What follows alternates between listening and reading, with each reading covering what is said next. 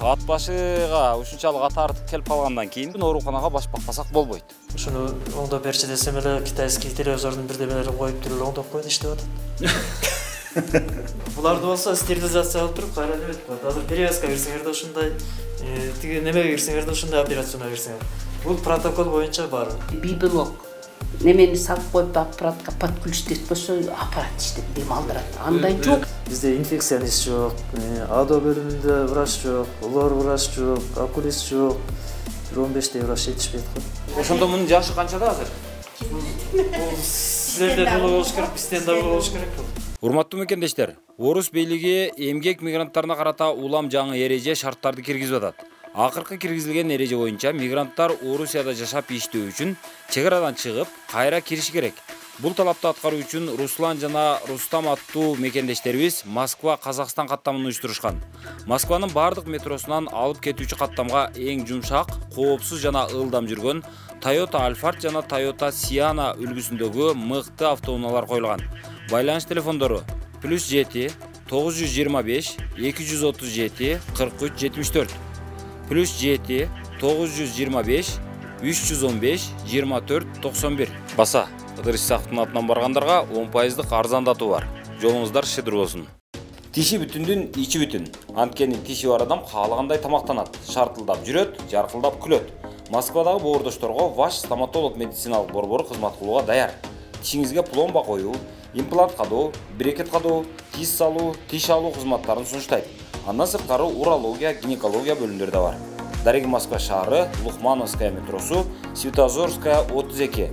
Тишке сиз кам көрсөңүз, тиш сизге кам көрөт. А Ыдыр Исаковдун атынан барсаңыз, тиштериңизди 20% арзандатуу менен даарылап беришет. Так, ат башыга ушунчалык ат артып келип калгандан кийин булардын элге эң керектүү нерсеси бул ооруканасы да. Ошон үчүн ооруканага баш бакпасак болбойт. Ооруканасынын аты мына Шамеев атындагы ат баш аймактык ооруканасы деп турат. Бул башка ооруканалардан айырмаланып, мунун аты бар экен. То есть бир кишинин атына коюлуптур. Мен буга чейин ушул Борбордо Мамакеев клиникасы, анан дагы ким андан башка мындай жеке менчик клиникаларда гана өзүнүн атын коюп алганды көргөн болчумун. Мисалы, Ошто, Жалал Абадта, мисалы Жалал Абад облустук ооруканасы, Чүй облустук ооруканасы, республикалык мындай оорукана дегенге окшогон гана аттарды көрчүмүн. Буларда ушинтип бир кишинин атында экен. Өзү кишинин атын койгон жагынан жакшы окшойбуз. Анан азыр ушул оорукананын шарттарын сиздерге көрсөтүп берейин, тааныштырып берейин, жүрүңүздөр. Урматтуу мекендештер, Москвада жыйган буюм таймыңыздар, топтогон түйүнчөгүңүздөр болсо, сүрсүтпөй Кыргызстанга бат-баттан жиберип туруңуздар. Сиздердин аманатка кыянат кылбай, кызмат кылчу жигиттер бар. Алар аманат жүктү Кыргызстандын бардык облусуна бат жана сак жеткиришет. Москва шаарынан жана Москва облусунан жүктү алып чыгып кетүү акысыз. Аманат жүктүн сынбай, жоголбой жетишине 100% кепилдик беришет. Каттамдар туруктуу. Ыдыр Исаковдун атынан кайрылгандардын жүгүн 20% арзандатуу менен алышат. Байланыш телефону +7 926 763 73 81. Оорукананын азыркы абалы ушул. Курап жатат экен. Скамейка деле жетишсиз, көрүнгөн жерде адамдар чочоюп отурушат. Саламатсыздар, менин атым Идрис. Кире берели. Ушул суроолордуңуздар болсо жок берейин. Жакшы экен. Да, биз сиздин убактыңызды көп калбайбыз. Азыр жүрөкөй эме да. Мен өзүм кызыкчылыгым жөнүндө. Эмне? Туруп жыттан коп больница. Больницанын канализациясы ошо 2 күндөн бери жакшы болбой атат да. Ошон үчүнбү? Бүт каптап кетиптир да. А туруппу же жанагы канализация? Жок, канализация. Жакшы неметпей атат, ошону оңдой албайчы. Бир жерде затор болуп калса керек да. Азыр мынау биз көнүп калган окшойбуз, канча билинген жок. Мен киргенде эле байкадык да, мындай жагымсыз жыттычы. Ушуну такыр ушу күндө эле иштеп неметип атышат, аны айтылып атат. Главврач деле билет баардыгы. Өзү бул жакта ат башында канализация барбы, жокпу? Центральный канализация жок. Септикке кетет анан. Баягы немелер тыгылып калат да, ошо постоянно проблема да. Жайы кышында өзгөчө, колхоз жастагы балдарга темел болуп кетет. Эми ушуну экине чукуп, роддомдо жаткандар памперстерди тийишет экен. Имарат эски экен өзү, канча жыл? Жок, имарат эски көп болду. Бул эми швейцарский проект менен 2000-жылдары ремонт болгон. Ошол боюнча баягы текущий эле ремонттор болуп атат. Ал убакта жаңы болчу, азыр эми уже андан бери чакшы демети элек. Жакшы ремонт болду элек. Жана Шамеев деп оорукананын аты бар экен. Мен биринчи жолу көрүшүмдө ушул мамлекеттик оорукананын аты бар экенин эч кимдир бирөөнүн атына койгон. Мисалы мен Ош облустук же Ош облустар аралык же Ош шаардык же мисалы өзгөн райондук, Жалал Абад облустук деп эле ошол жердин атына коюлуп, анан статусу белгиленет да. Анан сиздерде адам атына коюлган. Бул эмнеге мындай болуп калган? Бул жакшы эле болду. Бул эми бизде Шамеев Батырхан деген илгери хирург болуп, ошо Мираков менен чогулган киши болгон экен. Ошо больницаны обосновать этип түптөп неме кылган киши экен, согушка катышкан, аябай неме киши экен да. Анан канча жыл болуп калды, ошо инициатива көтөрүлүп, ушунун атында коебуз деп өкмөт менен согласоваться этилип анан коюлган. Ал өлгөндөн кийин. Өлгөндөн кийин ал киши де согушка катышкан киши көп жыл болгон. Балдары темирак чыккан окшойт анда. Жок, эми балдары деле андай неме жок. Өзү ошо эл баалап ошо атын койду да. Мен мисалы үчүн азыр жалгыз хирургмун, дагы бир хирург ал отпускада жаңы эле чыкты. Поликлиникада аксакал хирург иштейт. Ошол болгон хирургдан үчөөбүз биз. Анан мен азыр жалгыз иштегенине байланыштуу, мисалы үчүн бир айга отпускка кетет да, жалгыз күнү түнү мен биякта болушум керек болот да, эч жакка чыкпайсың. Эч жакка барбайсың. Сиздерде канча штат ачык турат ушул жерде? Мисалы сиздин бөлүмдө? Биздин бөлүмдө 2 штат азыр ачык турат. Врачка? Врачка. Медсестралар? Медсестралар жетиштүү. Медсестраларга да яшы бир жетиштүү. Жок, общий больница боюнча азыр бизде инфекционист жок, АДО бөлүмүндө врач жок, лор врач жок, окулист жок. Бир 15 врач жетишпейт го. Азыр дежурство врачтар жок, дежурт эткенге. Мисалы үчүн мен дежурстводон башка мен 6-7 дежурство дежурт этем. Андан башка да врачтар жетишпегенине байланыштуу. Жаштар келип атат, эми жаштардан ординатурада 2 балам бар эле, алар аттестация тапшырганы кетти, клинический ординатурада.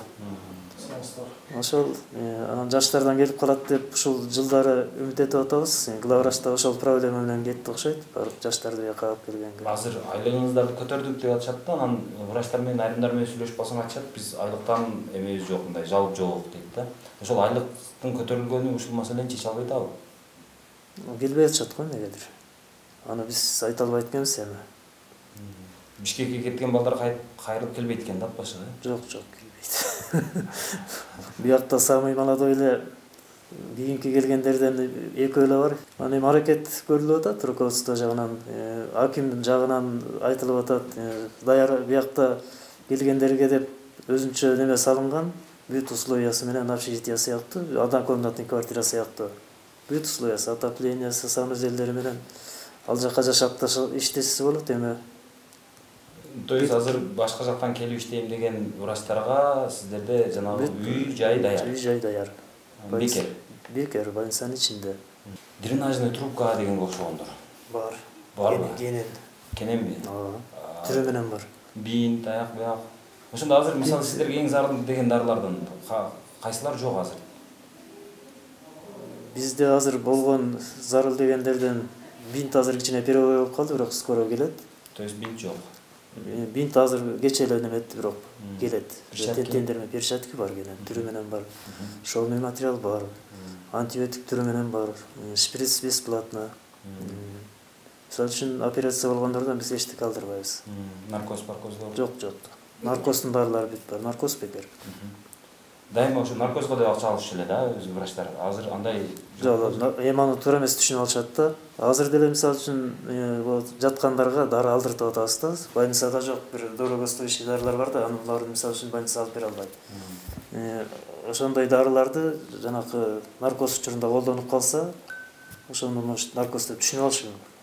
Макул, анан бирок сиздерде ошол врач катары сиздер билесиздер да. Кайсыл ооруга кайсыл дарылар керек болуп калат. Анан жыл сайын эми бир жалпы мыйзам ченемдүүлүк бар да.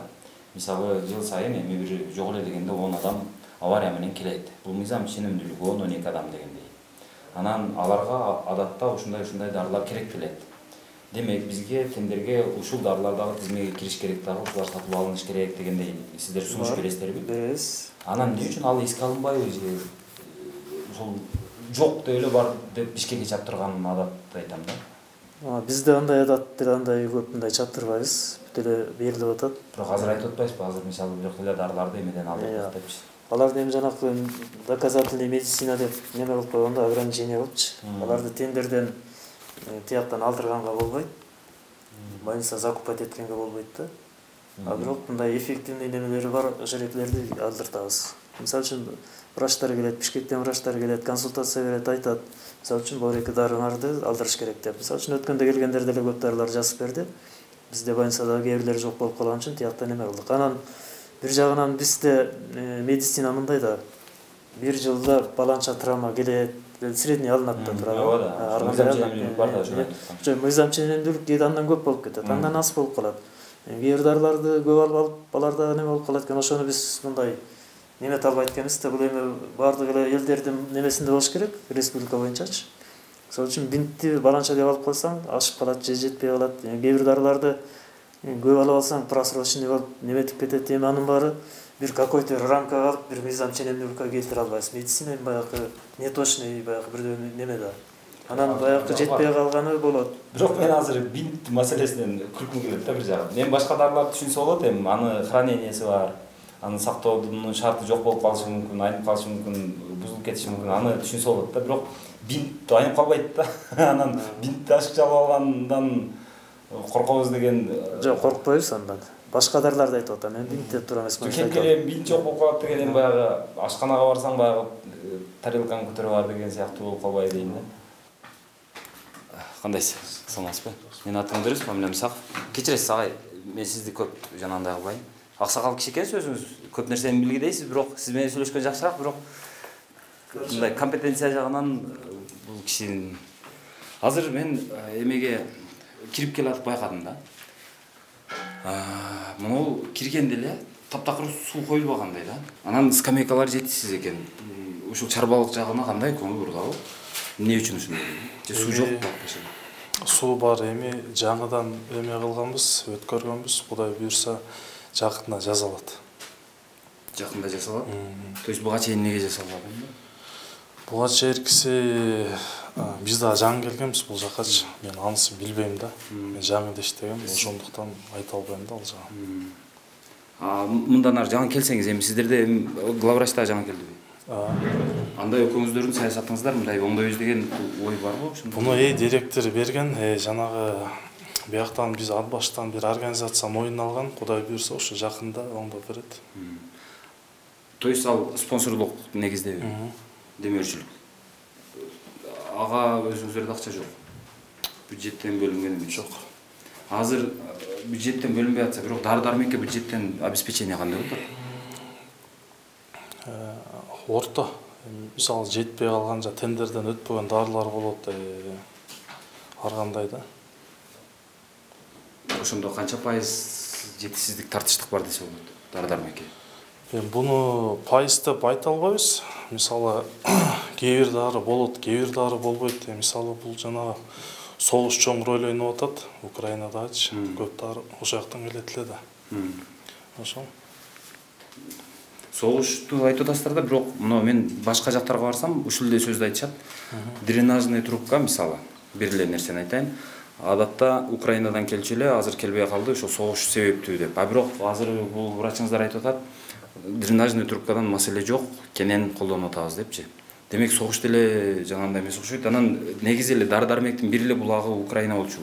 Украина болот, Россия болот, Казакстан болот. Анан баягы биздики тендер ойнолуп атканда көбүнчө ошол Украина менен ошол жактан алат элек. Анан айрым дарыларга ошондой кичине көйгөй жаратып коет экен.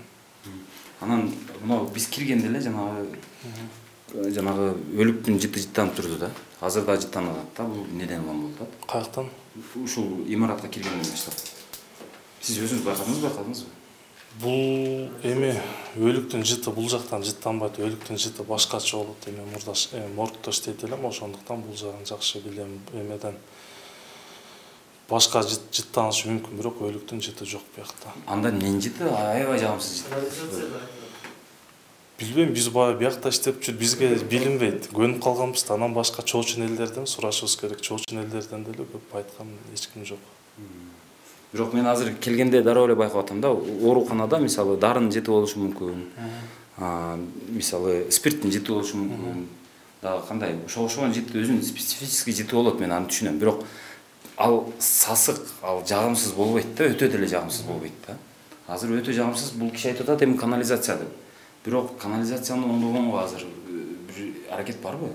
Азыр жыттын бар экенин сезбей атсаңыздар, демек канализацияны оңдоо проблемасы жөнүндө деле ой жок окшойт, план жок. Бул эми канализация, буну биз көргөнбүз, бул көп жылдан бери келаткан көйгөйлүү маселе экен. Буну мен эсимен чыгып кетти. 2001 жыл деди го, ошо бул бизде поликлиника менен больница эки бөлүнгөндө, мурда бир болчу экен да, анан азыр кайта бириктирбеди. Ошондо эки бөлгөндө деген поликлиниканын эки бөлүп, анан ошо окаптарын, ошо канализация, ошо биздин подвал. Бул эми экинчи этаж хирургия да, анан ошо биринчи жана подвалга жыя берген экен да.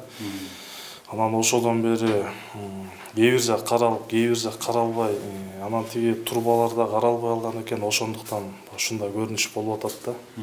Анан биз мен бул жазында кирип карап көргөнмүн, директорубузга да айтканмын, анан баягы спонсорлорду карап атабыз, издештирип атабыз. Баасын бухгалтер чыгарган өтө кымбат экен, анан аракет кылып атабыз. Дагы бир спонсор келип, бир көрүп, анан жардам бергенге аракет кылайын деп убадасын берип кеткен.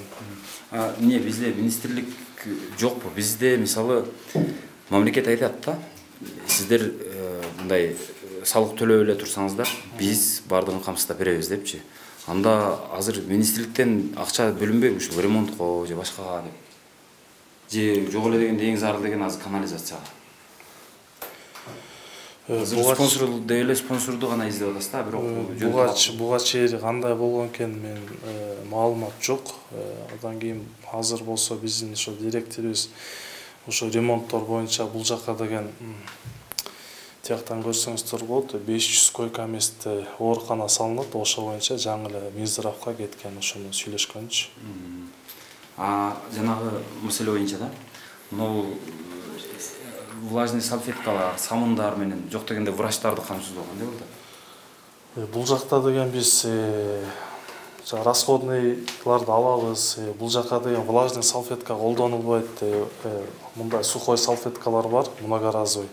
Многоразовая салфетка однократного применения. Бул баягы стерилизациядан өтөт, кайта келет. Ал влажный салфетка колдонулбойт да. Демек барбы сиздерде жетишелик ошо? Жетишет. Анан мен сурайын деп атам да, жанагы эле суроо да. Сиздер айтып атасыздар, дары-дармектердин айдын түрлөрү жок, тендерден өтпөй калат деп.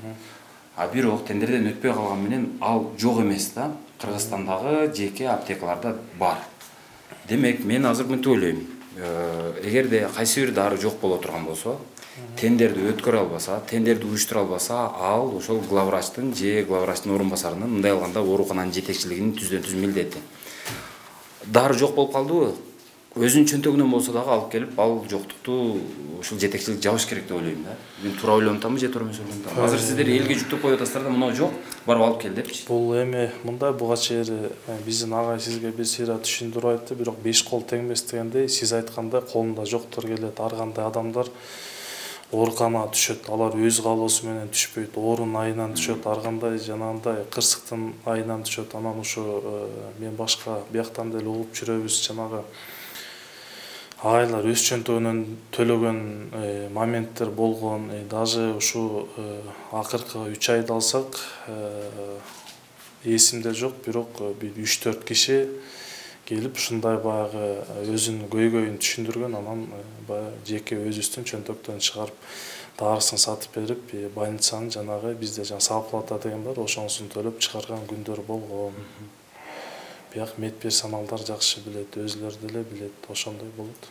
Жагы бар, бирок бул мен сиздердин милдетиңиздер, өзүңүздөрдүн чөнтөгүңүздөрдөн алышыңыздар керек деп ойлобойм. Бирок мамлекеттик камсыздоо деген маселе бар да. Анан ошол мамлекеттик камсыздоо болгондон кийин демек ал келиш керек, ал алынып берилип туруш керек, сатылып алынып. Эгерде ал болбосо, сатылып ошол жогорку мисалы министрликтен же болбосо башка ошол сиздерди финансировать эткен мекемелерден доолай албаган, анда ал главврачтын өзүнүн проблемасы деп ойлойм да. Ошон үчүн ал өзү чөнтөгүнөн болсо дагы сатып келип, кийин аны тендерден өткөрүп кайра ордуна коюп, ал уже өзүнүн маселеси болуш керек деп ойлойм да. Мен туура ойлонтамбы деген. Себеби өзүңүз айткандай, мисалы чындап эле тууган уругу жок же колунда жок адам ушундай кырсыкка кабылып келет. Андай учурда кандай болуп калат деген маселе болуп атат да. Мисалы ар кандай жана дары бар, анан жана айтып өтпөдүкпү, баягы Украинада согуш болгонуна байланыштуу бул аябай чоң таасирин көргөзүп атат. Бирок ал жанагы аптекаларда, жеке аптекаларда бар болуп атпайбы ушул дарылар? Жок эмес да такыр. Мен Украинада согуш чыгып, анан биздин аптекалар таптакыр ушу дарысыз калды десе, анда мен түшүнөт элем. Мисалы биздин бул жакта бүт дары бар эмес деп айта албайм. Кечээки күндө баягы өзүбүзгө дары керек болуп аптекадан издесем, биздин аптекаларда жок экен. Азыр айрым дарылар даже аптекаларда жок болуп жатат да. Анан сиздерде мына жабдыктар боюнча жаңы жабдыкка муктаждык канчалык азыр? Мисалы кээ бир ооруканаларга барып атам, эмеси иштебейт, жанагы эмне деп коет, рентген аппарат иштебей калат. УЗИ аппараты таптакыр жок болгон учурлар бар. Же болбосо кандай десем, дагы ошого окшогон жабдыктар жок да. Сиздерде кандай дейм да обеспечение? Бизде УЗИ аппараттан баштасак, бул бизде больницада, ооруканада азыркы бул ооруканада бир УЗИ аппаратыбыз бар. Анан жа первичный деп тигил жакта поликлиникада, ал жакта да бир УЗИ аппаратыбыз бар, рентген бар. Поликлиникабызда да бир рентген бар. Анан бул жакта дагы цифровой рентген бар. Анан аппарат жагынан баары жетиштүү эле. Реанимациядачы? Реанимацияда азыр негизи бизде азыр 2 тяжелый больной бар. Алар жок болгондо баягы сиздерге аппараттарын көргөзөт элек. Аякта дагы 2007-жылы, 2003-жылы Минздрав тарабынан бөлүнүп берген аппараттар бар. Жетиштүү пока. Анан мындай нерсе бар да. Кээ бир аппараттарды сатып беришет, бирок кээ бир врачтар ошону складта кармап отуруп эскертип берет да. Андай көрүнүш жокпу? Складта жаткан аппарат барбы, жокпу сиздерде? Бизде складта жаткан аппарат жок, андай жок. Чын айтып атасыз. Мен чын айтып атам. Анан мен азыр сиздерди мынтип ушул жактагы кандай десем, сиздерди жамандоо максат эмес. Максат мына жердеги ат башыдагы жанагы камсыздоонун канчалык деңгээлде экенин көрсөтүп берүү да. Анан ошол кайсыл аппараттар жетишсиз, кайсыл дарылар жетишсиз, ремонтко канча акча керек, кайсыл маселе чечилбей жатат, ошолорду тизмектеп эле айтып берсеңиз жакшы болот эле. Биз ремонтту жаңы эле эсептеп бүткөнбүз. Мен да бул боюнча так айта албайм, себеби бизде главный бухгалтер бар. Болжолду да мен айта албайм, азыр мен туура эмес айтып болуп. То есть ремонтко акча керек. Ремонтко акча керек. Азыр биз быйыл ремонт жасайлы деп, анан көп акча керек болгонуна байланыштуу бизде андай акча жок. Ошон үчүн баягы биз биринчи краска, жанагы биринчи мындай косметический ремонт деп коюп атпайбыз. Ошондойго баягы акча бөлүп краскаларын алганбыз да. Анан эми башталат. Дары-дармек боюнча. Дары-дармек боюнча азырынча жетиштүү эле баары. Керебеттердин эмеси абалы. Керебеттердин абалын буга чейин бир сыйра оңдоп караган экен, алмаштырылган. Ал деле жакшы, Кудай буйрса. Жакшы, анын алмаштырыштын азыр кереги жок. Жок. Эмечи мына кышка даярдык боюнча көмүр аяктактар уже келдиби? Бизге кышка даярдык боюнча аны жергиликтүү бийлик кылып берет да, туурабы? Аны биз өзүбүз бияктан тендерден өткөрүп беребиз. Азыр ошо 120 тонна көмүр деп тендерден өткөн. Анан Campbell Invest деген компания ойноткон, ошол утуп алган. Канчасын алып келди? Алардын договору менен буюрса сентябрдын жарымында алып келебиз деген ошондой эмеси бар да. То есть көмүр келдик азыр, Көмүр азырынча келдик. Мына жабдыктар боюнчачы кандай жабдыктар азыр муктаждык бар, кандай жабдыктарга муктаждык бар? Мисалы операция кылган адам билет да, мына болгондо жакшы болот эле деп. Кээ бир учурда мен угуп калам, эң элементардуу, мисалы жанагы тешкендин ордуна кадимки строительный дрелди колдонгон учурлар бар да. ошол жактарынан кандай сиздерде? Эми азыр болсо биз мурда биздин эски бул жакта болгон жабдыктар менен иштеп атабыз. Мурда бөлүнүп берилген, анан кээде бузулат, аны биз агайлар өзлөрү оңдойт. Анан бул боюнча мисалы бизде жанагындай 2 эме бар, лампа операция болуп аткандачы. Мисалы свет өчүп калганда экинчи жанагы аккумулятор менен иштейт да, движок мененчи. Анан жанагы операция кылганда ар кандай инструменттер керек болуп калат. Анан бизден агай ортопед, травматолог, ошо агай өзү дагы кенен айтып берсе. Анан ат башынын элине ошол койка место жетиштүүбү, жетишсизби? Койка место мисалы мындай болуп калат да, жанагы ОРВИ деген оорулар болуп калат. Ошол сезонный да, мисалы жаз, күз, кыш, мисалы деген муну биз деген өзгөчө COVID-19 учурунда билдик, оорун жетишпей калат экен. Мисал деген терапияны алсак, ал жакта деген 35 койка место деп каралган, бирок айрым учурда адамдагы киши ашып кетет. Детский жакты карасак, детский жактыкы дагы ашып кетет. Анан инфекцияга жаткырабыз. Ошондой көрүнүштөр бар. Анан азыр директорубуз шаарга кеткен, 500 местолук оорукана салынат деп ошол жака документтерди өткөрүп кеткен. Анаңыздар жакшы экен. Эмечи? Жанагы врачтардын жетишсиздиги боюнча тартыштуу барбы жокпу? Эми бул жакта Ат баш району алыскы тоолуу район болгонуна байланыштуу климат оор болуп эсептелет биринчиден. Анан азыр ошого жараша айлыгы көбүрөөктү.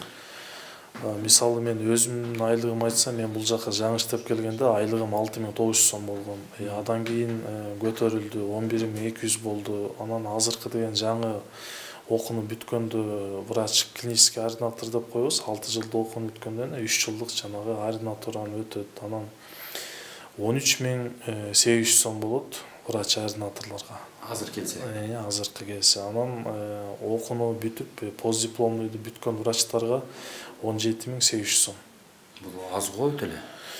Бул башкы жанагы жаңы окууну бүтүп келгендерге. Анан бул жактан деген ар бир 5 жыл сайын жанагы стаж өткөн сайын акча кошулат, вредностька кошулат, горный коэффициент деген бар.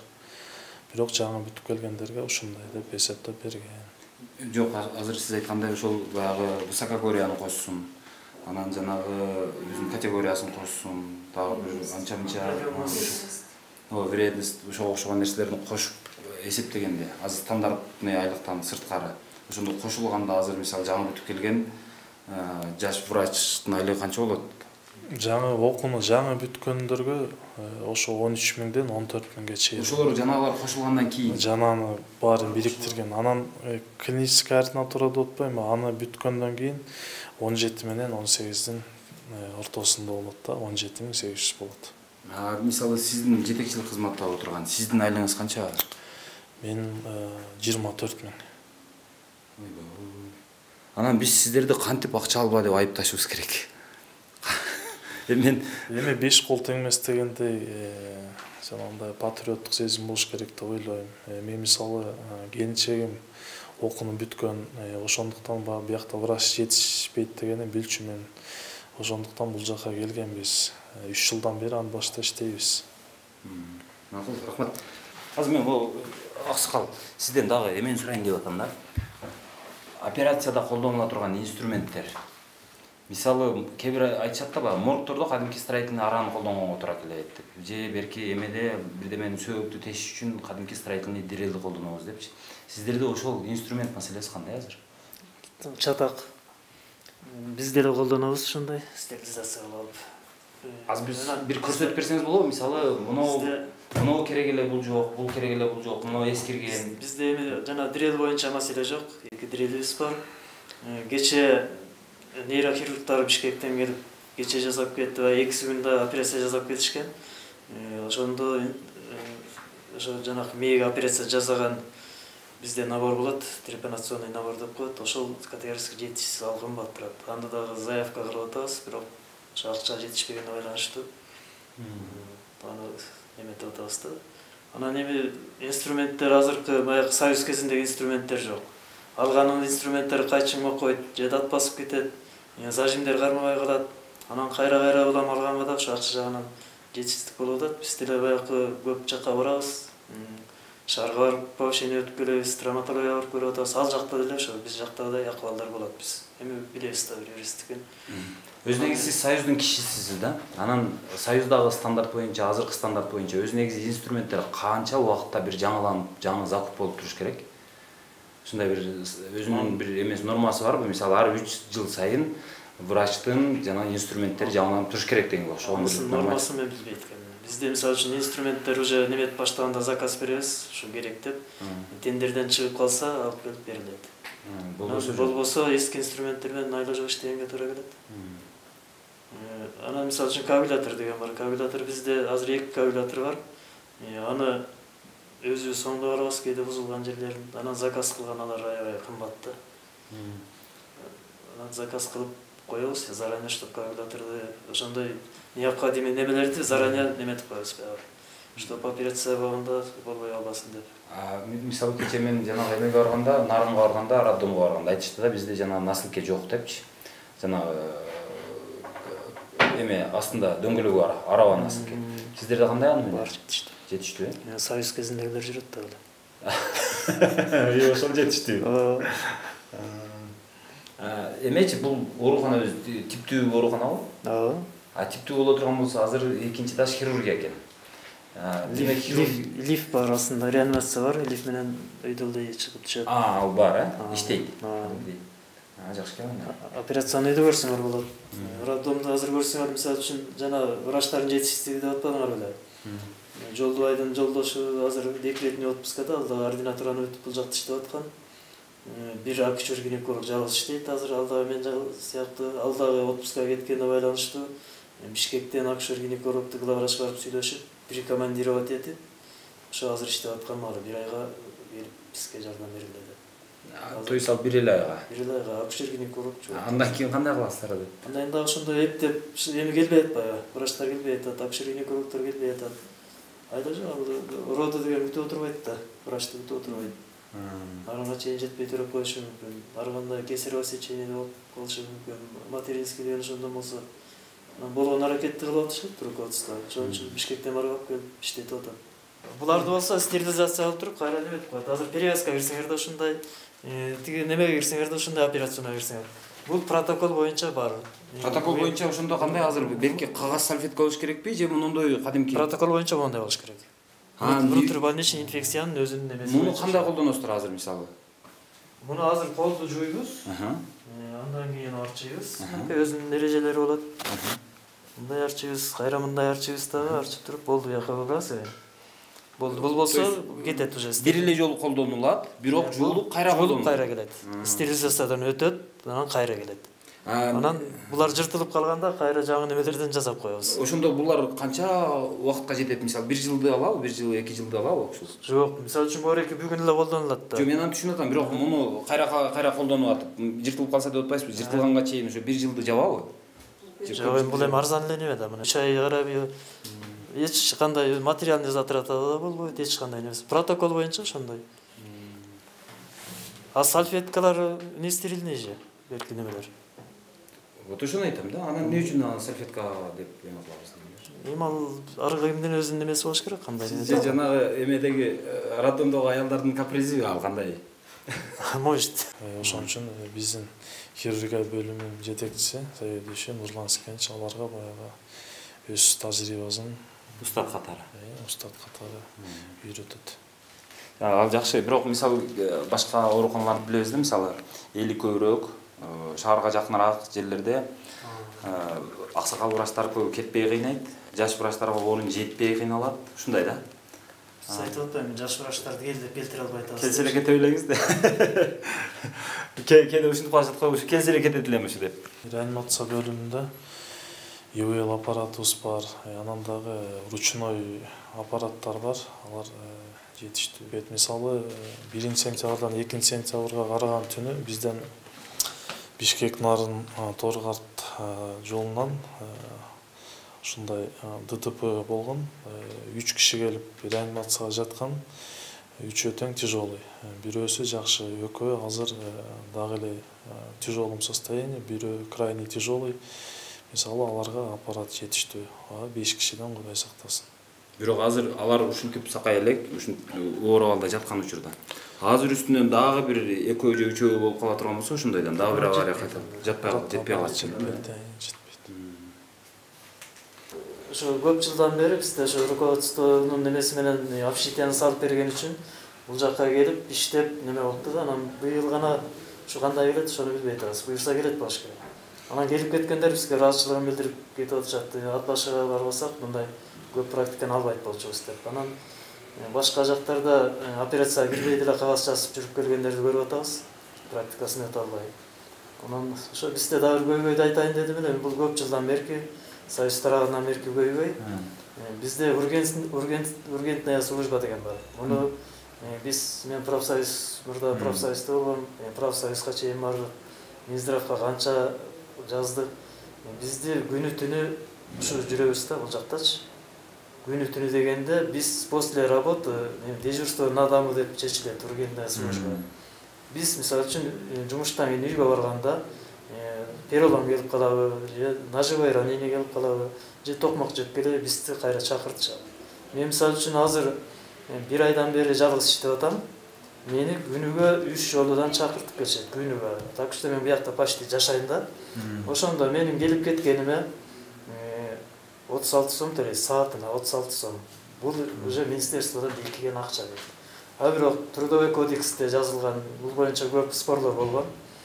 Трудовой кодексте работа нерабочее время чакыртат, ошону 2 раза оплачивать этиш керек да турат, кодексте турат.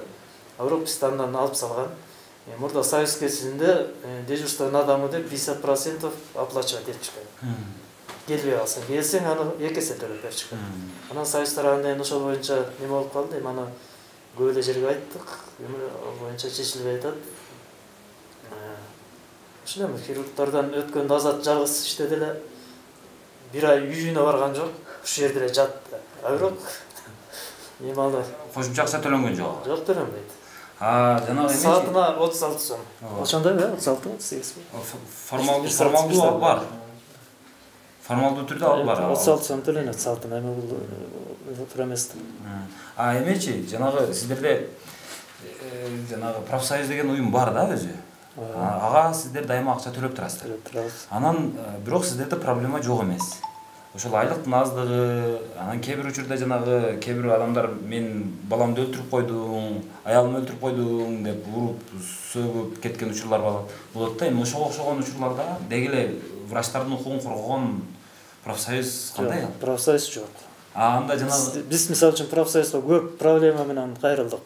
Не басмаган арыз түшкөндөр болот.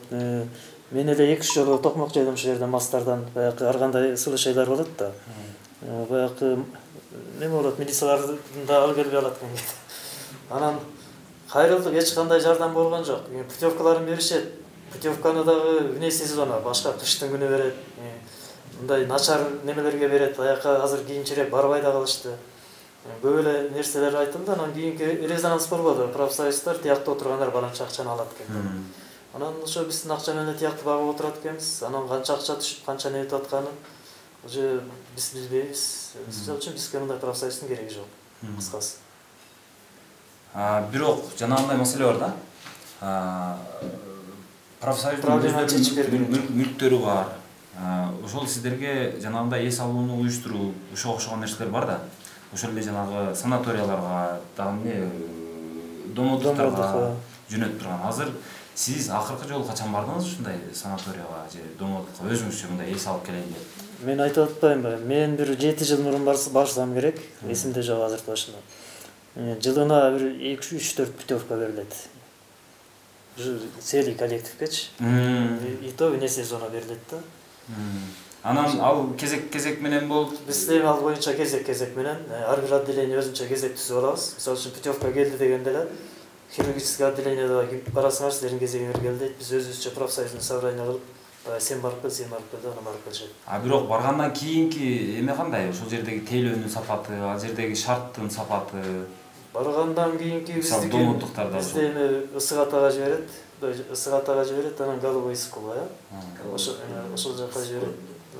Анан Дом отдыха деген бар, ал жака жиберет. Ал жактын условиясы начар деп баргандар өткөндө келди, эч кимиси барбай койду.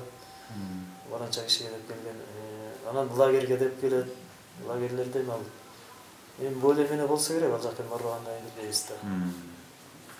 Сиздин оюңузча ошол профсоюзду кантип реформа кылса болот, ошол медицинада профсоюзду? Эми азыр кээ бир мисалы үчүн Нарындын коллективи вообще профсоюздон чыгып өздөрү независимый профсоюз болот. Нарындын огул больницасычы. Ал жактагылар өзүнө түшкөн акчаны өздөрү чечишет. Алардын айтып атышат, биз баранча путевка алдык, баранчага кеттик деп аябай жакшы да алардыкычы. Өзүнө түшкөн акчаны тияка бербейт, өздөрү неме кылып, жанакындай сапаттуу жерлерге барышат. Мисалы үчүн Каракорго барып келишти. Бир жакка экскурсия кылышат. Коллектив өзү чечет да, мынакей мынча акча турат. Ошону бияка жумшайлы, тияка жумшайлы деп башка жакка беришпейт. Сиздердин үй ушундай кылбайсызбы? Бизде да болуп атат ушундай. Үй шалбайсыз да атасыздарбы жакан? Эми ал үй шалганды азыр коллектив менен чечип, ушу немеден баштайбыз да, 2 жылдан баштайбыз. Эми баары уже бул немеден чыгабыз деп атышат. Мисалы үчүн Нарындын примеринде нарындыктар алган путевкалары жанакылардын биздикине салыштырганда асма менен жерде. Алар өзүнүн акча, биздин акчаны тиякта өйдө жактагыларга көп кетип калып атат. Ал жагы Бизге алардан эч кандай жардам болгон жок. Моральный жактан дагы, материальный жактан дагы биз эч кандай жардам ала алган жокпуз. Андай боло турган болсо, сиздер азыр мындай болуп атат да, өзү профсоюздун колунда олчолгон аябай көп мүлктөр бар. Ал ошол эле санаториялар, дом отдыхтар, лагерлер жана башка эс алуучу жайлар бар да. Алар материалдык абдан чоң, миллион долларларга турган мүлктөр. Анан аларга сиздердин споруңуздар барбы, мындай талашыңыздар? Эгерде сиздер профсоюздан чыга турган болсоңуздар, буга чейинки төлөгөн акчанын эсебинен ошодон үлүш кылып алышыбыз керек. Же болбосо андан баш тарталы, бирок бир шарт менен. Ал мамлекетке жана ал сатылсын, сатылган акча мамлекетке түшсүн, ал мисалы Кытайдын карызын төлөсүн деген. Биз ошону ойлонбопуз, туура айттым. Ал боюнча да ойлонуш керек экен чында. Биз өзүбүз чыгып кетип эле кутулганыбызга сүйүнүп атат. Отурсун айтып атам сиздер. Ал деле жакшы экен, идея. Себеби азыр мен көп жердеги профсоюздарды билем да. Профсоюз уюмдары ошол 5-6 картан киши отурат. Анан түштөн кийин карасаң бардыгы мас, ылжыт. Анан түшкөн кээ бир учурда биз ушулар аябай ушунча жылдан бери акча алыппыз, иштеппиз, ошодон бери эч кандай мүлк албаппыз. Демек ушул жерден ушул жерди менчиктештирип алалы деп 5-6 киши отуруп алып ошо верхушкада. Анан өздөрүнчө мүлктөрдү менчиктештирип аткан учурлар бар да, өзүнчөчү. Эми ал жакты биз көрбөдүк. Жогорку кеңештин депутаттары деле неметти, бирок ошол результат чыкпай калганына өкүнөбүз да. Канча доказать этип, айлыктарынан бери эсептелип чыккан, мүлктөр боюнча эсептелип чыккан, ошону аягына чыкпай коюшту. Эми чыгып, ошо жогорку жактагылар чечип берип неметсе жакшы болмок. Макул.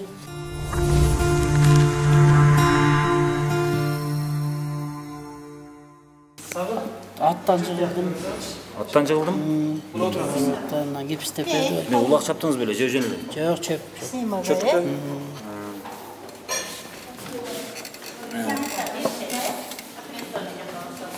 Жоқта, тамағынан сынып кетіп бір. Жаңа гипстеп. Тамағын сұрасаңыздар болады, күніге қанша мал тамақ берілер, тамақта жаңағыдай. Салам алейкум, тамағыңыздар татты болсын. Қандайсыздар? Тамағыңыздар күні келе ушундай болды, же өзүңүздөр алып келген тамақ болду? Күні келе ушундай. Өзүңүздөр алып келдиңиздер бе, же кандай? Мындай ет. Өзүбүздөн келет, больница берет. Бет остиге табылат. Жок, ост эмес. Бирок эми камырынан эти көп тамак. Эт аз, камыр көп. Анан ден соолукту чыңдайлы деп берилип атат, мына больница күнүгө берет. 3 мал тамак берет, эртең менен кечинде. То есть азыр токтом, дасторкон үстүн мындай кылалы, ревизия кылалы. Бул эменики, оорукананыкы же өзүңүздөр сатып келген? Айылдан келген. Айылдан келген. Айылдан келген. Так, бул салат? Салат ушу өзүбүз алып келгенбиз. Больницада берет. Больницаныкы мына окшойт, картошка менен камыр. Мына Абеттики тияктар тартпайсыңар, небеде турат, челекте турат. Больницаныкы. какта турат, челекте? Хорошо. Азыр мына эт, бетиндеги эт өзүңүздүкү, үйдөн алып келгенсиз. Үйдөн келип атышат. Мунун эти баягы сейрек кездешүүчү эме экен да. Өзү негизи ошол бир мал тамагына канча сом акча бөлүнөт ушул тамакка? Бир кишиге, бир пациент. Бир кишиге ар бир тамакка 75 сом бөлүнөт. 75 сом, 95, 100 сом бөлүнөт керегинде. Азыр ошол 75 сомго мындан жакшы тамак кылса болбойбу, а? Кысака говоря, жүрөк оорулар, давлениясы көп болот, анан айка деген күчтүү тамак берген болбойт. Больницада бизде ушундай диетический тамактар колдонулат. Макул, анан сиздер эмне бул тамакты жебей өзүңүздөр алып келген жеп отурасыздар азыр? Биз кечип калдык. Эми куясыздарбы же кандай?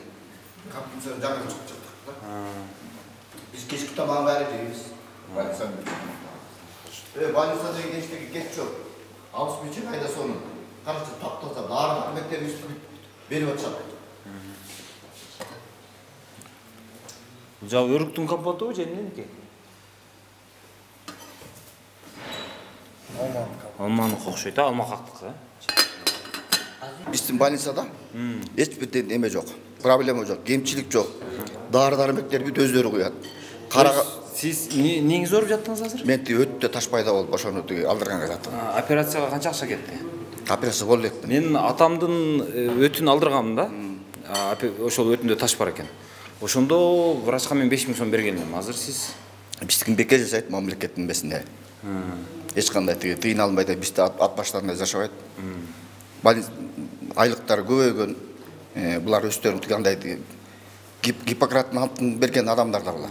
Акча сураса сөгөз. Бербейт, элдин малы түшүнүп бүтпөйт. Дары сурасачы? Дары жетпегенде өзүбүз алып келебиз. Ошо канча дары алып келдиңиз азыр? Мен алып келдик, мен даярданып атам.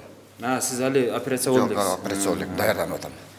Даже бирге коюп турайын деп атам. Ода майда чүйдө жумуштарым бүтүрө калып анан келип анан тиги неметейин. Кайра келип жатайын дейсизби? Кайра келип жашайын. Эмир жаткандан кийин бир жол тазаланып кетпейсизби? Италия тазаланып атат, бирге коюп турайын деп атам. Коркуп атасыз. Коркуп атам. Өтө оңой эмес экен го. Неге оңой эмес? Эми өтө алдырышчы. Аны булар айтып атат, мисалы үчүн хирургус. Тиги дары менен бир айдап көрөлү депчи. Ошондой бир болбосо анан алабыз. Болбосо анан Тайландга салабыз деп. Мына хирургус Нурлан деген жигит молодцы. Врачтарыбыз, главврачтарыбыз да тиседен эмне кылса да ызычуу жок. Көрдүңөр таптаза бүт баары. Уборкасы 2 мал, 3 мал. Ошо жып-жылуу светибиз бар. Режиминде бузбайбыз. Макул, рахмат. Ишиңерге келдик. Операционный блокко киргизип көргөзөбүз. Палатабыз бар. Женский, мужской палатабыз бар, 2. Буяк болсо чистый перевязочный. После операцияларды эле жазачу перевязочный блокта, перевязочный блок. Ошо буяк болсо операционный. Эжеке, сиз канча жылдан бери иштейсиз? Мен 37 жыл. Сиз медсестрасыз, Операционный медсестра. медсестра. Канча болуп калды азыр көйгөнү? Азыр операционный 33-34төн алып атабыз. Сиз анда врачтардан көп алат экенсиз, жаңы врачтардан. Себеп? Биздин стажыбыз бар, категориябыз бар, эмгеги сиңди да. Категория, высший категория. Высший категориядагы медаль. Категорияга да кошулат анан. Анда жакшы экен. 33-34 алабыз. Сиз дээрлик врачтай эле болуп калыпсыз анда. Эми антип врачтай болдук деп айта албайбыз. Эмечи? Мынау сизди эң кыйнаган нерсе эмне сизди бул жерде? Кыйнаган нерсени Мисалы, каталкаларыңыздар дөңгөлөктөр жакшы эле иштейби? Лампалар, бестяной лампалар кыйнайт бизди. Мынакей боол иштебейт, моонун бир эле көзү күйөт, мисалы үчүн. Операционный блокта да ошондой неме атмосферада. То есть бул эме күндө калабы керек. Бестяной лампа деген жап-жарык болуп туруш керек да, боол рабочий бестяной лампадан аксайбыз биз. А так обслуживание бизде жакшы эле Ошол аксаганда кандай кыласыздар? Мына бестяной лампа деп көрсөтүп атпайсызбы? Жок, ошону кандай кыласыз? Кантип чечесиздер? Аны эми администрация чечип бериш керек ага, Бестяной неден аксайсыздар деп атпайбы? Бестяной лампабыз жок да биздинчи. Аны айтылган уже. Ошо, айтылган. Аракет кылып атышат. Мына сүлгүлөрүңүздөр жакшы экен, а? Булар одноразовый мытья рук болгондо ушуларды пайдаланып өзүбүз одноразовый пайдаланып жууп неметебиз. Бияка таштайбыз. Салфетка колдонбойт экенсиздер да ошондо? Эми салфетка антисептик жуябыз бар. Перчатки одноразовый, бүтүн одноразовый кетет да бизде. Макул эже, рахмат.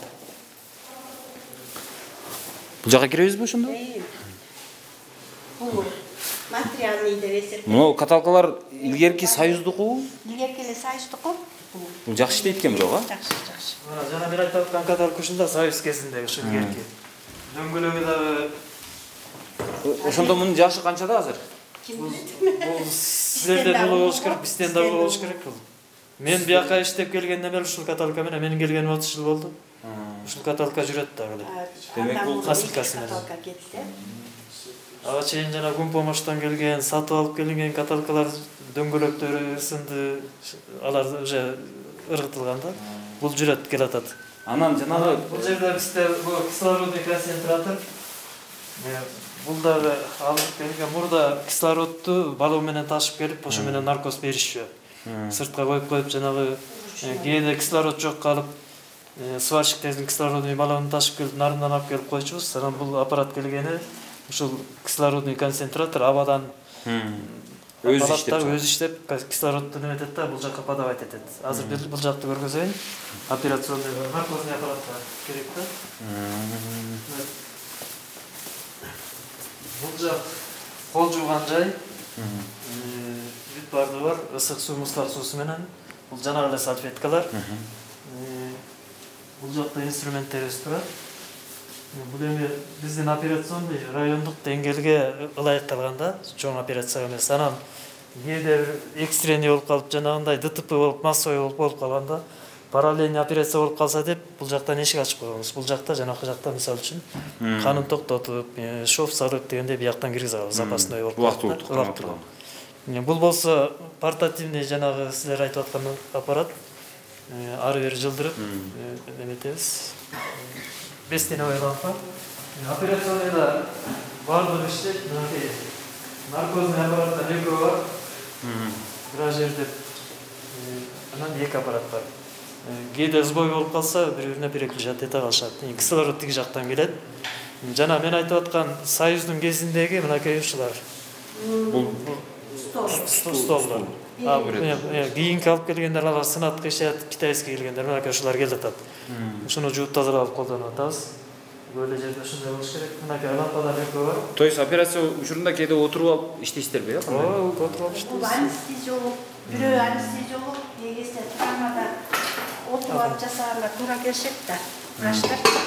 Кече нейрохирургическая операция болду, экөөбүз эки жакта отуруп 3 саат операция болду ошо. Керек болсо постоянно стерильный кылып, обработка кылып турабыз. Так, лампалар бул жакта иштейт, жана биз айтып аткан кабелятор деп коет. Ушундайдан экөө бар. Бул жакта аппараттын баары операцияга даяр. Бул неметсе ар кандай болот техниканын кээде бузулуп калганын өзүбүз оңдойбуз, медтехникти чакырабыз. Өзү негизи медтехника деген проблема бар да көп эле жерде. Бар, бизде да бар. Ал адис жок болуп калат, анан баягы кээ бир аппарат бузулганда 2 айлап 3 айлап күткөн учурлар болот. Кээде Өзбекстандан алып чыгабыз деп боштогулар айтып калышат да. Сиздерде Ошол кандай? боюнча бизде да проблема бар. Бизде нарындан келип оңдошот. Анан эми алар ушул жакшы уникат эте албайт да ушул аппараттар боюнчачы. Жанагы мисалы үчүн азыр жанагы Азыр мына аппараттардын баардыгы иштейби ошо? булар иштейт. Бул жакта турган баары иштейт. Азыр ремонтто турган канча аппарат? Ремонтто турган электрокабелятордон экөө бар, ал тиякта складта. Бузулуп калгандар. Ага, ошо адис жок. Же запчасти. Адис менен медтехника алып барып, аларга алып барсак оңдолбойт деп кайра жиберген. Анан дагы бир немени айтып кетейин, бизде УЗИ аппарат бар болчу, дагы бир. Медисон деп аябай кымбат баалуу. Ал дагы ошо бир жеринен бузулуп калып жибергенбиз, 3 жылдан бери ошо медтехникада жатат. Аны оңдойбуз деп ушу неметкен экен, ошол чукуларды алып келишет го, канча бир $5000 неметишкен го медтехника ошо менен алып келебиз деп. $5000? Анда ал жана УЗИ аппараттын өзүнөн кымбат. Өзү бир $50-60 аппарат. Кымбат өзү. УЗИ аппараттар негизи кымбат турат. Анан ошо медтехника боюнча бир аппаратты көргөзөйүн дедим эле силерге эми.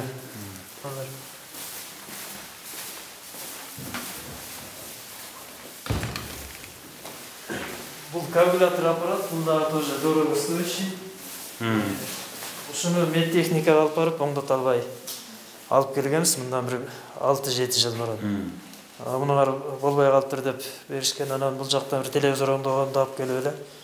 Ушуну оңдоп берчи десем эле китайский телевизордун бирдемелерин коюп туруп оңдоп койду, иштеп атат. Өзү кечээ мен бир техник менен сүйлөшүп калдым эле. Ал өзү электрик болуп иштейт. Анан бир жанагы кардиологиялык бөлүмдүн чоң кымбат аппаратын алып келиптир. Алып келип анан 2 жыл иштете албай, аны Өзбекстандан, ошол Оштогу жанагы медтехника боюнча ошо адистерди чакырып, оңдото албай коюптур. Анан акыры ал ушу сен деле көрчү эми деп кымбат эмесин берсе, бул баардык жанагы баардык шнурларын чыгардым дейт, штекерлерди чыгарып туруп, кайрадан баардыгын салып көрсөм эле иштеп калды дейт да. Ошол кээде транспортировкада эле бир жери бошоп калган экен дейт. Ошондой болчу. Эми кыскасы таңкыстык адистерден экен да. Медтехника боюнча адис жетишпейт, иштейин деп келсе эле мынакей. Баары даяр турат. Иштейин деп келген болсо баары даяр турат.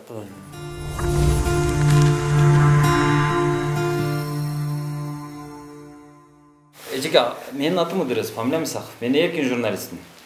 Көбүнө жаман көрүнөм, көбүнө жакшы көрүнөм. Анан сиздер кандай карайсыздар билбейм. Сиздин атыңыз ким? Мен Мамбеткадырова Шайырбүбү, 48 жыл стажым бар, педиатрмын. Мен түз чагылдырганды кишини жакшы эле көрөм. Эмне үчүн искажать этиш керек?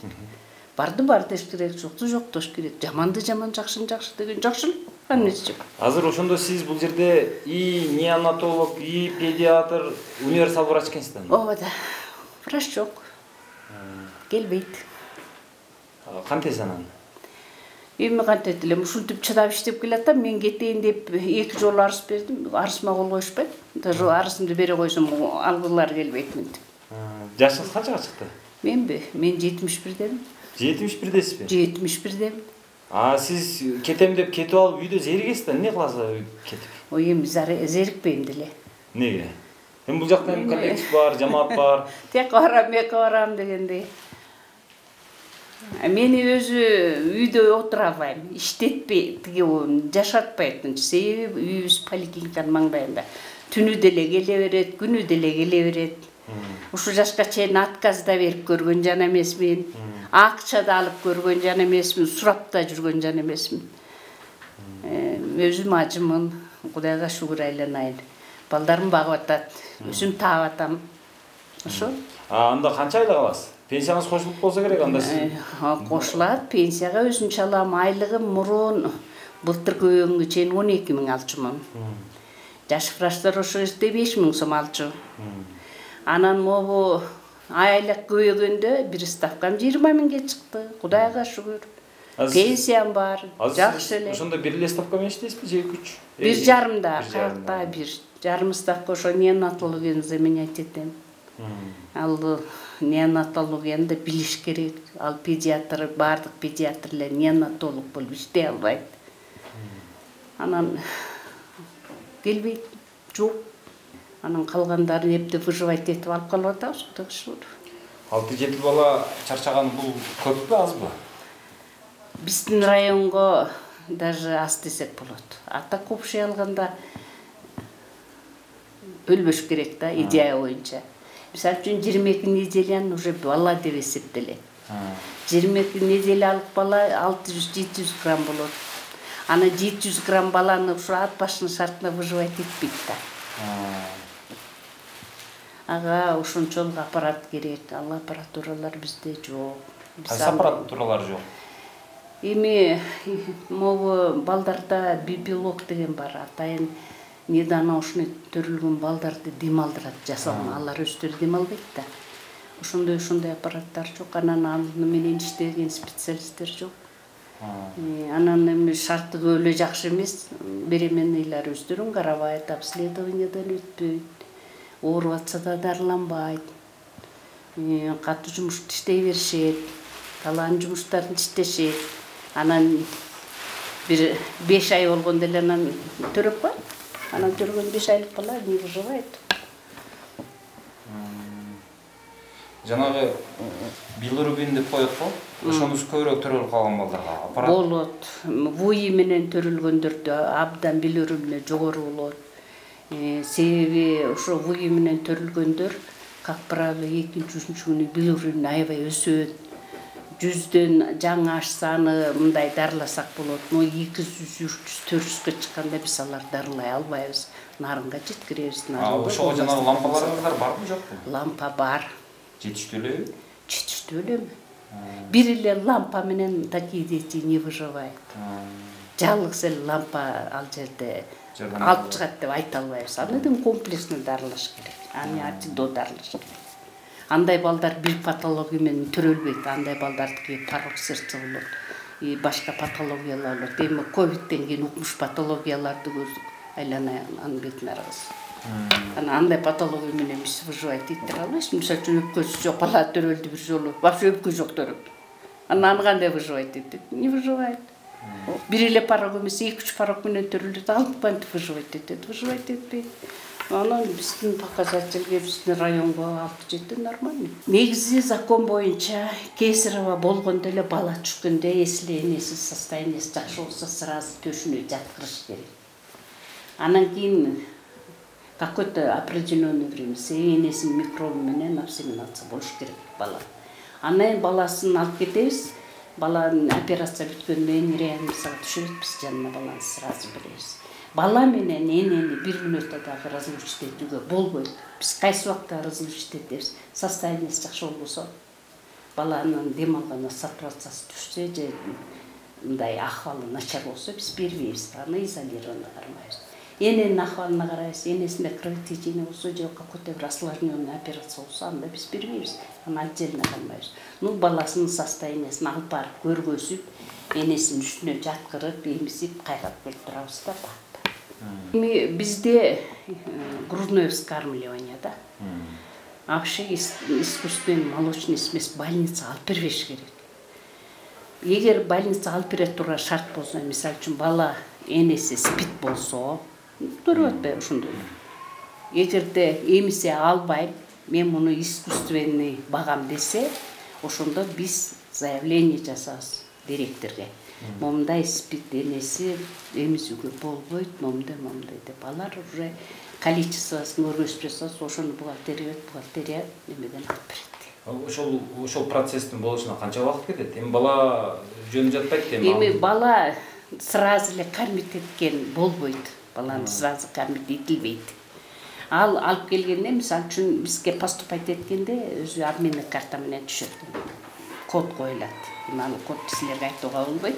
Ал кодду бирге неметкенде эле энесине барып, өзүнчө жалгыз отуруп сүйлөшөбүз. Балаңды кандай багасың? Акчаң жетиштүүбү? Кийин ошо только смесь сатып кормить этип багаласыңбы депчи. Эгерде ПДСП деп коебуз, приемлемо, осуществимо, доступно, безопасно деген принцип бар. Ошого соответствует этсе, анда биз бияктан смесь алдырып туруп, роддомдо турганда смесь менен багып беребиз, анан рекомендация беребиз. Эмскенди кошпойсуң, только смесь менен 6 айга чейин багасың, смешанный вскармливание кылбайсың, сыйы кайра жууп калат деп түшүндүрүп айтып кетиребиз. Калган өзү сатып алат. А так больницанын ичинде больница сатып берет. Анан эжеке дагы бир нерсе, сиздерде мен жакшы нерсе деп айтайын. Жакшы нерсени байкадымда, мына сиздерде жанагы одноразовый жанагы салфетка, кагаз салфетка колдонулбайт экен. Эми бизде мунага разовыйды толтуруп алып берип атат. Одноразовыйдын не кереги бар? Бизде 2-3 жол меткенде алып үзүлүп калат, колуң эле булгалат. Андан полезный жок. Мен мисалы үчүн предпочитаю муну. Эт менен мага достаточно салып койсо, жуйт, кечке жетет, кечинде стиральный машинага салат, жуйт, эти мен үтүктөп даярдап коет. Мага эмне кереги бар? Анан тиги спиртовый немеси обработкага достаточно жетишет. Ошону айтам, анан башка жерлерде ушул чоң эле көйгөй болуп атат да. Ушул менче көйгөй эмес го. Жок, көйгөй эмес дегениңиз менен мисалы башка жактарда ушул акушерлер, башкалар ушул кагаз салфетка алып келесиң деп милдеттендирип коюшат. Анан сөгүнүп барып алып келишет. Анан дагы бая пачка алып келгенде ал чоң эле акча болуп калат окшойт. Анан сизге муну самынды каяктан аласызбы? Больница эле берет. Сиз ата-энелерден албайсызбы? Эмне алам? Башка жакта ата-энеден эле сурап атпайбы? Сиз деле кылай бересиз. Мен башка жакты билбейм, өз отделениеме немете алам. Бизден самын үзгүлтүк болбойт, Кудайга шүгүр. Бул канча күнгө жетет ушул бир эмеңиз? Ой, мага 1 айга жетет. Кыздардыкы батпат түгөнөт. Сестралар бири 10-15 күнгө түгөнөт. Санитаркалардыкы да ошондой. Үчөөбүз 3 башка коюлган. Санитаркалар өзүнчө жуунат, алардын салфеткасы достаточно. Сестралардыкы процедурный кабинети бар, көрсөңөр болот. Алардыкы өзүнчө достаточно.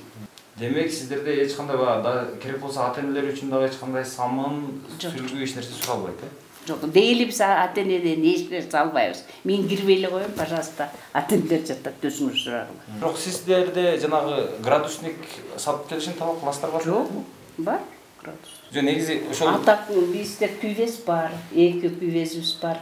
Жок, эжеке мындай Нагревать эткен столубуз бар, үстүндө тиги ультрафиолетовый лампочка менен бар. Пока бизге ошол эле керек. Эжеке, эме да жанагы байдын ашын байкуш айт болбой ачык эле айтышыңыздар керек. Жок, ачык эле айтып атам мен. Жо башында айтпадыңыз беле жанагы эмелер аппараттар жетишсиз. Айтып атпайм, бибилок. Ал мындай да принудительный дыхание. Немени салып коюп аппаратка подключить эткөсө аппарат иштеп дем алдырат. Андай жок. Качат этип турат. Өзү качат этип, өзү дем алдырат. Мисалы үчүн 500 граммдык бала жокпу? Бирөө бар, ал эски еще иштебей калган. Сизге негизи ушундай болуш үчүн канча аппарат болсо жакшы эле ошол аппараттан? Канча болуш керек? Аппараттын көптеп, анын бизге необходимость жок. Бир аппарат берсе болот, бирок ага неонатолог керек, специальный, обученный неонатолог керек. То есть сиз аны мен аны немете албайм, ал реанимационный. Ал детский реаниматолог иштетпесе, мен лично иштете албайм. Болгон күнү иштете албайм. Ну, болгон жакшы да. Нарындан чыгырып деле бир коштуруп койсо болот да. Макул анда менде суроо жок анда. Эжеке рахмат сизге. Көп жашаңыз. Силер да көп жашаңыз.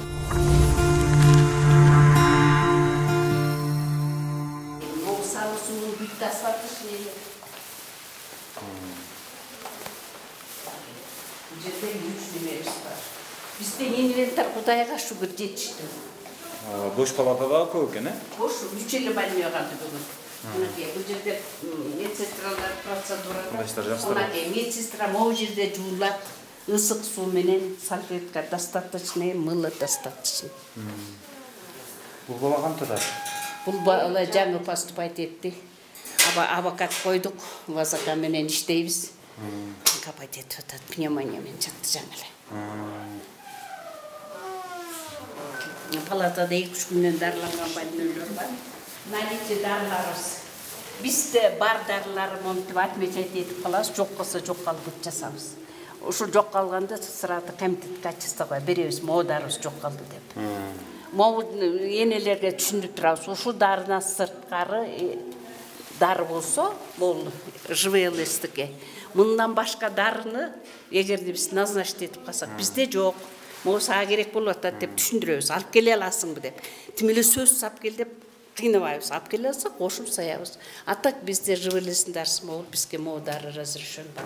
Бүгүнкүгө минус коюлгандар жок. Могу жерде мынакей ножпа жок экен. Никотиновая кислота применениедан алынды. Ал бир эле орда колдонот, аны бизден алган. Дексаметазон жок дейт. Жоктары гепарин жок дейт. Мына жакта адреналин жок дейт. Атропин жок. Салбутамол бар. Лечениеде только салбутамол пайдаланабыз бронхитте. Отхаркивающий балдарга берилбейт. Эгерде со стороны кровоизменения антибиотик кошусуздар. Антибиотик бизде достаточный. Бүгүнкү число кайда? Соғыс болгондон бери биз 6 экен аба. дарылар жок болуп калып атат. Жана Украинада согуштан кийин. Ага чейин Ага чейин вообще перебой болчу эмес. Негизи детствода аябай көп дары менен пайдаланбайбыз. Биз определенный элбиртке дары менен дарылайбыз. Ингаляционный небулайзерлер бар, ал ладреналин чачканга. Салбутамолго спейсер менен чачабыз. кандай саспы? Бош палата көп турбайбы? Асыл бош орун көп орасайды. Демек, жанагы ат башынын пациенттери зериккенден чарчайт экен да? Зериккенден чарчашпы? Эмечи бул жакта жанагы эмне үчүн парда жок? Парда болбойт бизге. Болбойбу? Не положено неге? Положено. Парда биринчиден чымын отурат. Анын бети булганат, күндө жууганга неметпейт. А бизге да разрешенный, бизге момундай эле терезе. Санэпидтин указаниясы менен бизге требования соответствует. Тем более сырты көрүнбөйт бизде. Необходимость жок. Анда башка жерлерде жанагы шаарда ысык да. Тем более бул күн тарта турган терезе. Анан ысыктан деле калканат парда тагат болуш керек. А бизде андай ысык жок эле, анан ысып кетелек. Тескерисинче терезе ачык турган терезе керек, тең сизге. Ошондой болобу? Конечно. Светло. Географиялык мен деле эске алыш керек экен анда, өзгөчөлүктү. Биз азыр ушул Атбаштын төрөт үйүнө да кирип көрөлү деп атабыз. Анткени төрөт үйүндө мени эң кызыктырган маселе жанагы салфетка маселеси. Себеби башка аймактарда төрөт үйлөрүндө элди салфетка алып келесиңер деп кыйнаган учурлар көп да. Ал кадимки көрүнүш. А бул жакта негедир салфетка ушул ооруканага келгенден бери салфетканы жанагы кагаз салфетканы көрө элекмин эчкимден. Азыр буларда кандай экен көрөлүчү ушул жөн эле чечип кое турган маселени биз чоң проблема кылып атабызбы деп ойлоп атам да. Саламатсыздарбы? Кандайсыздар? Саламатсыздарбы? Жакшысыздарбы? Биз өтүп кете берсек болот да? Азыр бул төрөт үйү да азыр, Төрөт үйү. Азыр бул жактын заведующий өзүнчөбү? Өзүнчө бул отпускада. Биякта врач жок. Бишкектен бери эжекени жанып ешнерсе берген ошол иштетип атабыз, так врач жок. Биз анда мына медсестралардан эжеке сиз санитаркасызбы же медсестра? Акушерсиз. Жакшы экен. Эжеке сиздерде мына биз башка аймактарда кыдырып жүрөбүз да. Врачтарга жанагы кандай десем, суюк самын менен салфетка колдоносуздарбы? Ооба, колдонобуз. Аны каяктан аласыздар? Өкмөт берет бизге. Каякта азыр көрсөк болобу ушуларды? Ооба, тиймеде. Бул азыр төрөт үй азыр, э? Ооба, бул. Шымдуу байын баланы ыйлагандык ба? Бизде азыр эле да, биз районный болгонго бизде 2 аялыбыз бар. Анан негизделеп биякта питте бар. Негизи азыр биз өзүбүздүкү.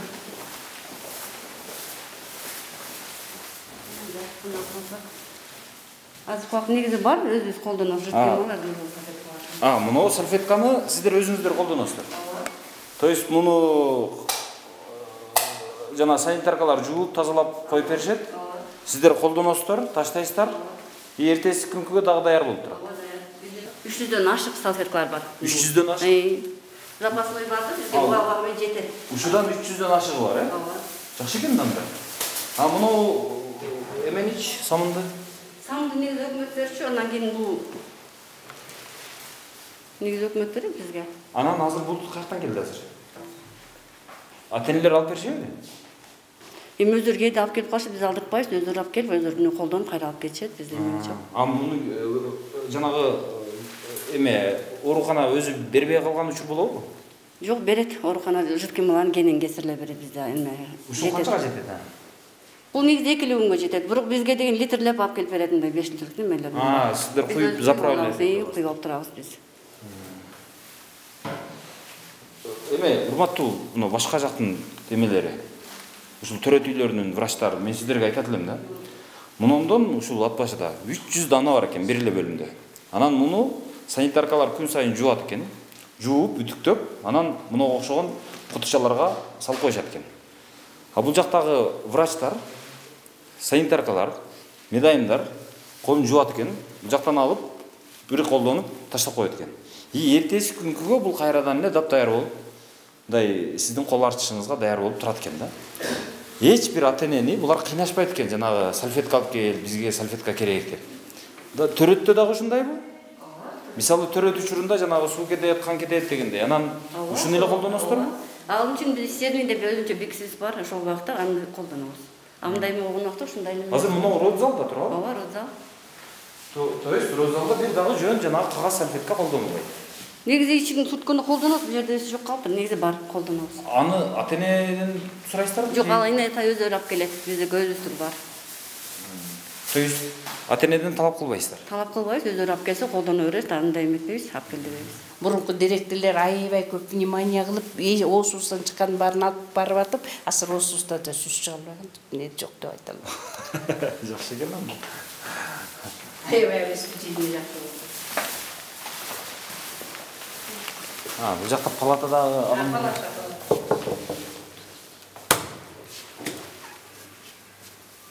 Бөлө жарым барбы? Кандай жакшысызбы? Саламатсызбы? Кандайсыз? Ооба да. Уулбу, кызбы? Мынау төрөткөн эмнелерди алып келдиңиз сырттан? Сырттан өзүмө керектүү нерселерди белем. Мисалы? Балага керектүү памперс, влажный. Врачтар үчүнчү, мисалы, жидкий мыло, самын? Жок, андай алып келген жокмун. Салфеткачы? Жок. Өзүмө керектүү эле нерселерди алдым. Биз негизи башка сиздер ушул менин каналымды көрүп аткан болсоңуздар билесиздер. Палаталар башка жактарда ушунчалык кичинекей, ошол кичинекей палатанын ичинде 4-төн 5-тен керебет бар. Кээде ушундай болуп калат, мисалы Беловодскийге барганыбызда ортодо дагы бир мындай эме бар экен. Дагы бир керебет турат да. Демек, мындай эне баланы кошуп эсептей турган болсоң, бир балага 2 метр квадрат дагы орун жок болуп калган учурларга. А бул жакта Атбашыда кандай десем, шарттын дээрлик көпчүлүгү бар экен, аппараттар бар экен. А бирок төрөт аз окшойт. Болгону азыр мондо бир бөлмөдө, бүтүндөй бир бөлмөдө, мисалы 4 орундуу бөлмөдө жалгыз келин жатат. Мондо бул керебет бош турат, бул керебет бош турат, бул керебет бош турат азыр. Бул жактан ысык суу чыгат, же чыкпайбы? Суу чыгат. Жакшы экен. Мына самын эменики, ушул өкмөттүк. Ысык суу чыгат экен. Мустакыл чыгат. Приемныйда жазып коет экен, башка эме градусниктти алып кел, балага мына кийимди алып кел, анан кийин жидкий мыло алып кел, салфетка алып кел. Айнандай бир жерде бергенде ушуну сыйырып алабыз. Жанагы пляшка үстүнө кирип.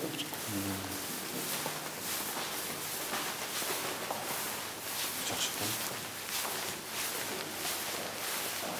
Сиздерде жыр калтырбайбы анда?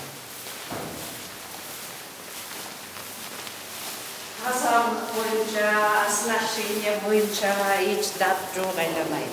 Кудайга тобо деш керек. Ушуну биринчи 2000 жылдарды мунун бири жокто деле жашаганбыз. Азыр баары бар. Жок деп айтканга да эч нерсе жок. Врачтарга төрөт үйүнө наразычылык жок окшойт, жакшы окшойт сиздерде. Жакшы төрөт беришти. Буюрса. Неңиз чоң апасы болом. Ошо азыр чыгып кетип атабыз. Аябай кубанычыбыз койнубузга калып атпай. Өзү негизи алыс каймак экенине карабай, обеспечение жакшы окшойт. Жакшы, буюрса жакшы. Апасы же кайненеси ким? Кайненеси, мен болсо өз апасы. Мен сурагым келет да, башка жактарда жанагы жидкий мыло сурайт экен, жанагы салфетка сурайт экен, буларды силер деле берип атасыңарбы?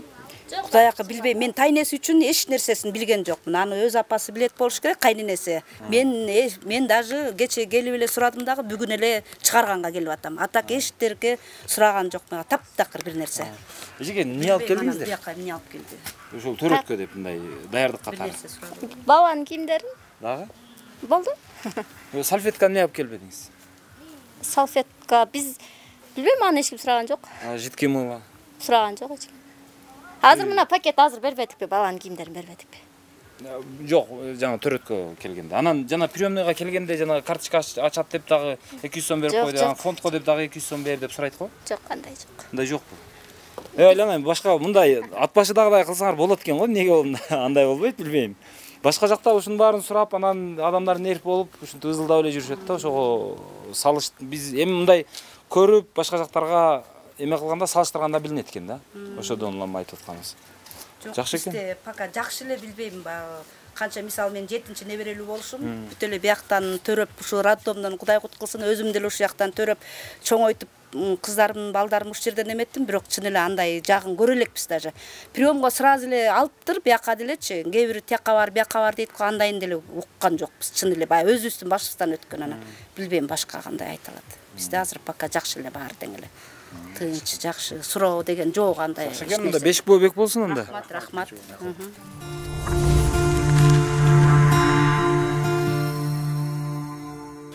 Бизде жалпы жолу менен больницага катталган 11 тез жардам унаасы бар. Азыркы основной бул жакта Соболь үлгүсүндөгү автоунаа. Бул жылы 2021 жылы чыккан автоунаа. Бул пандемия учурунда келгендерден окшойт, Адан кийин келген, бул Mercedes Sprinter болсо пандемия учурунда жеке ишкер белек кылып берген. Дагы тигил жакта скорыйыбыз бар, бул жакта бар. Мунун эмне терезеси чабылып турат?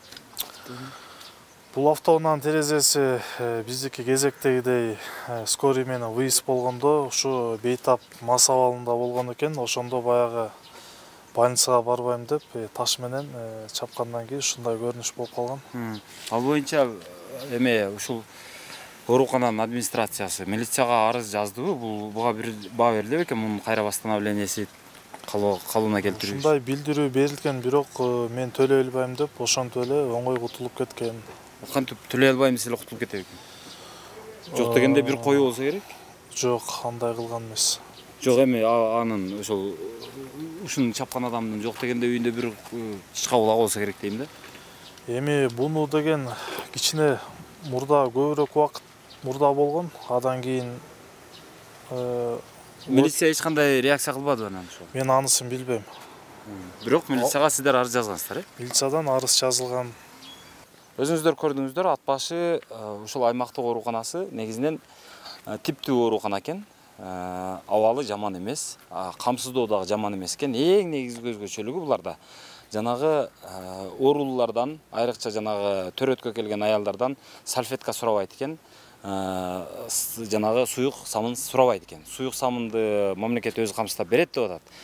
Салфетканын ордуна булар жанагы кадимки кездемеден жасалган сүлгүлөрдү пайдаланышат экен. Мен ойлойт элем, бул тажрыйба башкаларга дагы өтүш керек. Себеби салфетка эми кагаздан жасалат, эми анын ичинде эмне бар, эмне жок. Аны жанагы менин оюмча башка ооруканаларда, башка төрөтканаларда ошол жанагы акушер, гинеколог, врачтардын капризинен улам эле ошол жанагы кагазды пайдаланышат окшойт. Кагаз кете берет экен, бирок андан көп деле майнап жок экен да, андан көрө мына кездеме деле жакшы экен. Санитаркалар эртең менен ошол үтүктөп, жууп, тазалап коюп беришет экен ар биринин кутучасына. Ошондон ар бири колдоно берет экен, кечинде жууп, кайрадан таң аткыча кургатып, үтүктөп даярдап коюшат экен. Бул менин оюмча жакшы тажрыйба. Бир жагынан үнөмдүү, экинчи жагынан ушу элден ушул баягы салфетка алып келип берчи деген нерседен кутулса болгудай да. Бул бир жагы. Экинчиси дагы бир эми проблемасын айтып берейин. Проблемасы мынага окшоп, дарактар кесилген, бирок ордуна жакшы дарак эгилген эмес. Анан ичи курай басып жатат, суу жок, суунун системасы дагы көрүнбөйт, арык дагы көрүнбөйт. Ооруканада ушундай чарбалык жагы, мына тышкы ушул жагы аксаганы көрүнүп турат. Парковка маселеси деле көп жакшы эмес экен. Андан сырткары жанагы элдер үчүн, мына оорулуулар үчүн, оорулууларга келген кишилер үчүн баягы отургуч, беседкалар, скамейкалар жок экен. Анан дагы бир жаман жери, оорукана негизинен жакшы болгон менен бул жакта көп аппараттар, көп жабдыктар бар болгону менен айрым жабдыктар чындыгында эле жок экен. Бирок көп жабдыктары бар экен. Бирок бир маселе болуп атат. Бул жакта бир 15 чакты врач жок экен азыр. Бүтүндөй райондук оорукана болуп атат. Мисалы кардиолог жок экен, уролог жок экен, гинеколог жок экен. Терапевттен 4 жок экен. Терапевт врачтан. Дежурный врач деп коюшат. Андан сырткары неонатолог жок экен, кардиолог жок экен. Кыскасы ушуга окшогон нерселер. Жалпысынан алганда бул жактын врачтары өзү, мисалы детский врач, взрослый врач деп экиге бөлүнбөй, ошол чоңун деле, кичинесин деле бир врач карай берет экен. Мындай алганда универсал врачтар. Бирок ошондо дагы, ошентип иштеген күндө дагы азыр 15 чакты врачтын штаты азыр ушул жерде ачык турат. Эми айлык маселеси өтө жакшы эмес экен. Мисалы азыр айтып атышат, жанагы биз айлык көтөрүлдү, бизге жакшы болуп калды деп. Бирок жакшы болгондо кимге жакшы болуптур? Бул баягы кары картаң, мурдатан баягы көп жылдык эмгек тажрыйбасы бар адамдарга жакшы болуптур. Мисалы 30 жыл иштеген, 25 жыл иштеген медсестралардын, мындай медайымдардын айлыгы жаңы келген жанагы жогорку категориядагы врачтан дагы көп экен. Ушул жагынан алганда бир ойлонуп, мындай чече турган дагы башка жагдайлары бар экен. Врачтардын айлыгы менин оюмча эч качан медайымдын айлыгынан аз болбош керек эле. Ошол эми айлык маселеси чечилмейинче биздин кыргыз медицинасы кошуна өлкөлөрдөгү, мисалы Казакстандагы же болбосо Россиядагы медицина менен конкуренцияда туруштук бере албайт атаандаштыкта. Ошондуктан алардын айлыгы көп болуп тура берсе, биздин дарыгерлер жанагы Орусияга же башка жака жакшы айлык үчүн, жакшы жашоо үчүн кетип кала берет. Анан бул жакта ушул үй шартынан улам же башка жактан улам же билиминен улам башка өлкөгө барып иштегенге мүмкүнчүлүгү жоктор гана, мындай алганда айласыздар гана ушул жерде иштеп кала беришет. Анан дайыма аймактарда ушул медициналык кызматкерлер, врачтардын жетишсиздиги болуп тура берет. Жакшы калыңыздар, макул.